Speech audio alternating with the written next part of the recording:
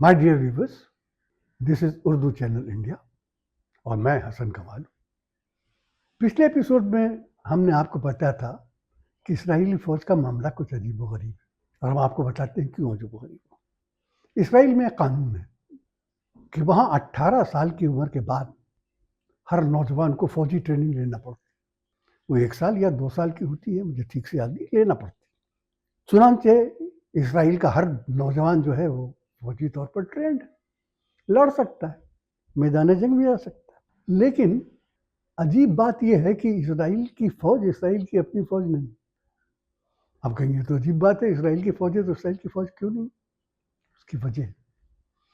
उसकी वजह यह है कि इसराइल में जो लोग इसराइल बनने के बाद जो अरबों के इस लैंड में जहाँ इसराइल बना है आके बसे हैं, वो ज़्यादातर गैर मुल्की थे। ज़्यादातर ईस्टर्न यूरोप से आए हुए लोग थे, अफ्रीका से आए हुए थे, हिंदुस्तान से भी बहुत से लोग गए थे।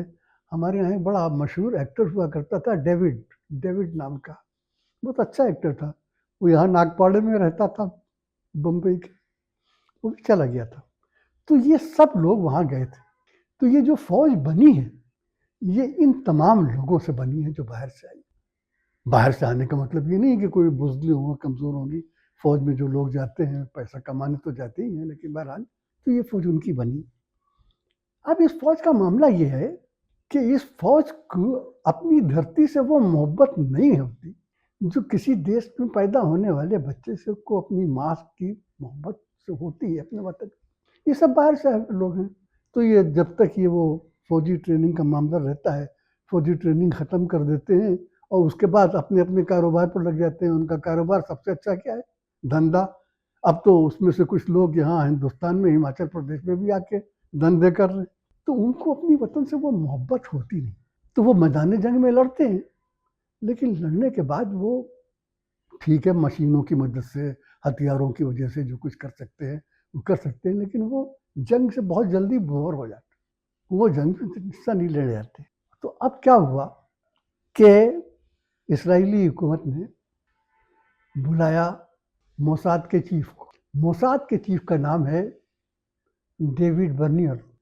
ये डेविड बर्नियर कहाँ के हैं तो मुझे नहीं मालूम है, लेकिन आपको दिलचस्प बताऊं, पिछले 7 दिनों से उनका कोई पता नहीं। कहाँ है किसी को नहीं मालूम। कुछ लोग कहते हैं कि शायद वो भी मार दिए गए। ये ईरान में बहुत जो कत्ल गैरत हुई है उसके इंचार्ज ही थे। 7 दिन से उनका कोई पता ही नहीं है, डेविड बर्नियर कहाँ गए। फिर आर्मी चीफ बुलाया गया, उनका नाम भी अल-ज़मीर, ये इब्रानी उसके नाम है, हो सकता है प्रोनाउंसिएशन में कहीं गलती हो जाएगी, बहरहाल अल-ज़मीर जो है वो कमांडर चीफ है। अल-ज़मीर ने बताया कि साहब हमारे फौजियों का मामला ये है कि एक तो अफराद कम हो गए, उनको एक जगह से दूसरी जगह जाना पड़ता है, वो एक ही जगह नहीं होते। तो जिसकी ड्यूटी 8 घंटे की है उसको 15 घंटे की ड्यूटी करना पड़ती है। तो सब थक गए, वो बहुत बोर हो गए, इतना बोर हो गए हैं कि सब ऐसा होता है कि अगर ये जंग चंद दिन और चली तो हमारी फौज में फूट पड़ गई और ये बहुत खतरनाक मामला होगा। ये बात मैं आपको बता रहा हूँ, और ये बात भी किसने बताई?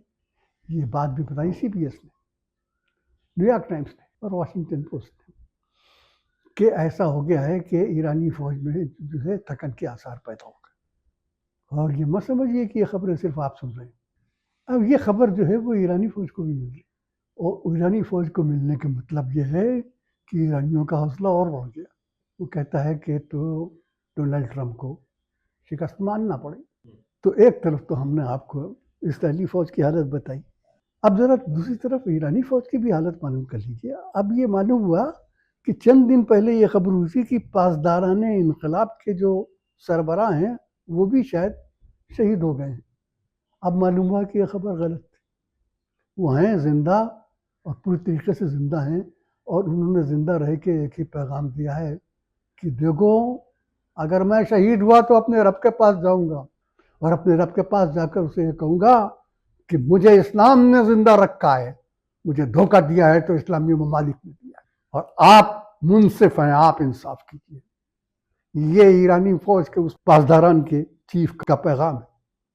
जनाब बड़ी दूसरी तरफ जानते हैं आप ईरानी फौज के हौसले का क्या हाल है? ہم بتا چکے ہیں آپ کو کیا حال ہے امریکی فوجیوں کا بھی اور اسرائیلی فوجیوں کا. اب ذرا یہ دیکھیے، یہ ویڈیو دیکھا آپ نے؟ اس ویڈیو پر جو آدمی اسکیٹنگ کر رہا ہے اس کا نام ابراہیم ذوالفقاری ہے. ذوالفقار حضرت علی کی تلوار کا نام تھا.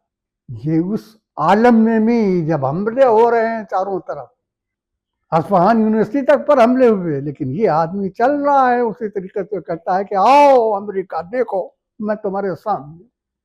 دیکھ لیجیے اس فوج کو کوئی ہرا سکتا ہے؟ نہیں حضور، اس فوج کو کوئی ہرا نہیں سکتا.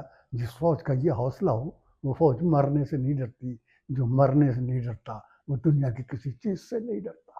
آپ کو ایک اور بات بتاؤں، یہ جتنے دن وار ہوئی ہے، میں خود ایران گیا ہوں، میں نے وہاں معلوم کیا ہے ایران میں اس وقت بھی کم از کم 1,00,000 یہودی ہیں جو وہاں کے شہری ہیں، وہ اسرائیل جانے سے انکار کرتے ہیں. انہی کا ایک لیڈر تھا، اس کا نام تھا اسماعیل قصاو. قصاو نہیں، قصاب تھا غالباً، قصاو ہو گیا وہ تھا. یہ جو یہودی ہیں ایران میں، اور ایرانی حکومت نے کہا کہ ان کو بچانا تو ہمارا فرض ہے، یہ ہماری مائنورٹی ہے، اور وہ خود بھی نہیں باہر جانے کو، وہ خود اسرائیل جانے کو تیار ہے. کہیں گے ہمیں جینا اسی ملک میں ہے اور مرنا اسی ملک میں. وہ وہاں موٹر اسپیئر پارٹس کے بزنس کرتے ہیں، قالین سازی کی بزنس کرتے ہیں. ہم دیکھ کے آئے ہیں، وہ سب کرتے ہیں. وہ کہتے ہیں ہم نہیں جائیں گے ہم بھی. اور اس جنگ کے دوران یہ تمام یہودی ایران کے لیے اور اسرائیل کے خلاف میدان میں اترے ہیں. انہوں نے اسرائیل کے خلاف نعرے لگائے ہیں اور یہ کہا کہ اسرائیل نے حملہ کیا ہے ایران پر، اور ہم جب تک زندہ ہیں ہم اپنے ایران کے لیے زندہ رہیں گے. اگر یہ جذبہ ہے تو بہت اچھا، ہم اس کی داد دیتے ہیں. ہم اس کی داد دیتے ہیں کہ وہ کہتے ہیں کہ ہم یہاں ہی رہیں گے، ہمیں یہاں سے کہیں نہیں جانا، ہمیں زندہ یہیں رہنا ہے اور مرنا یہی ہے. مطلب پھر خلوص دل سے اس جذبے کو سلام کرتا ہوں اور یہ بتاتا ہوں کہ یہ جذبہ شکست نہیں کھا سکتا. فوجیں شکست کھاتی ہیں، جذبے شکست نہیں کھاتے. ایک بات آپ کو اور بتا دوں تو آپ کو معلوم ہے کہ خامنئی صاحب کے ایک حادثے میں ان کا ایک ہاتھ، داہنا ہاتھ غالباً زخمی ہو گیا تھا، الگ ہو گیا تھا. وہ ہر کام بائیں ہاتھ سے کرتے تھے. آج کل میں نے سنا ہے کہ ایک ٹرینڈ چلا ہوا ہے کہ بہت سے لوگ بائیں ہاتھ سے سلام کرتے ہیں. یہ ہے اس شہید کے جذبے کی قیمت اور اس کی عزت. یہاں تک کہ ہم بات ختم کرتے ہیں. اگلے ایپیسوڈ میں پھر بات کریں گے آگے کیا ہوگی.